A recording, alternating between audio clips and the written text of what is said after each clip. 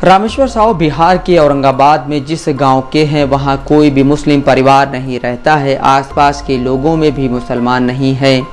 पढ़ाई के दौरान भी किसी मुसलमान से मुलाकात नहीं हुई। कम उम्र में शादी के बाद जिम्मेदारियां बढ़ी तो रोजगार का संकट खड़ा हुआ। 2015 में रामेश्वर को रोजगार की तलाश में सऊदी अरब जाना पड़ा।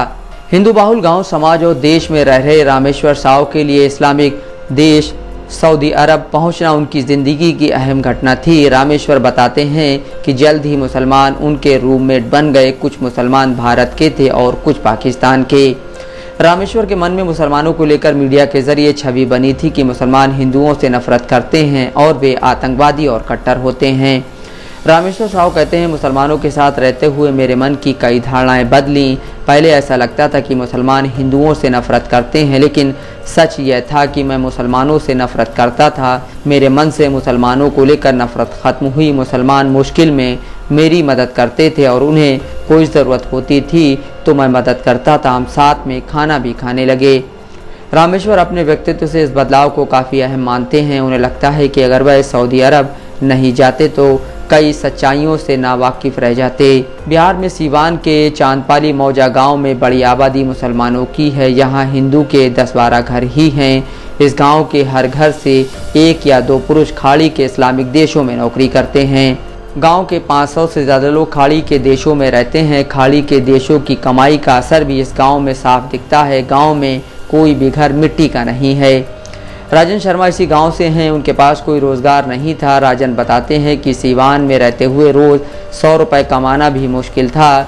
एक दिन राजन से गांव के ही सोहराब अली ने पूछा कि कतर काम करने जाओगे? राजन ने हाँ करने में बिल्कुल देरी नहीं की। सोहराब ने ही उनके लिए वीज़ा बनवा दिया।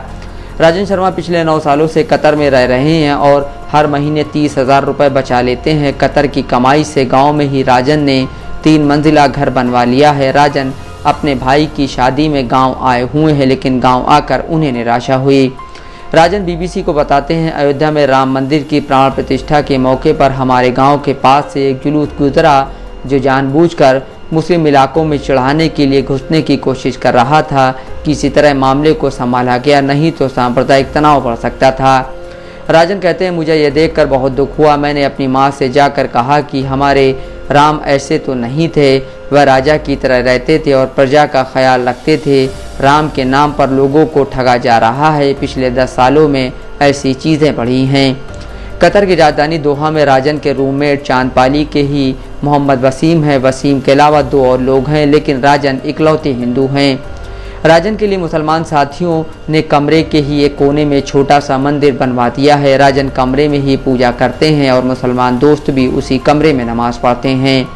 राजन कहते हैं, कतर में मेरी तबीयत बहुत ज़्यादा ख़राब हो गई थी। बिस्तर से उठना मुश्किल था। वसीम भाई मेरे कपड़े तक धोते थे। क्या ऐसी ही मोहब्बत देश के भीतर नहीं रह सकती है?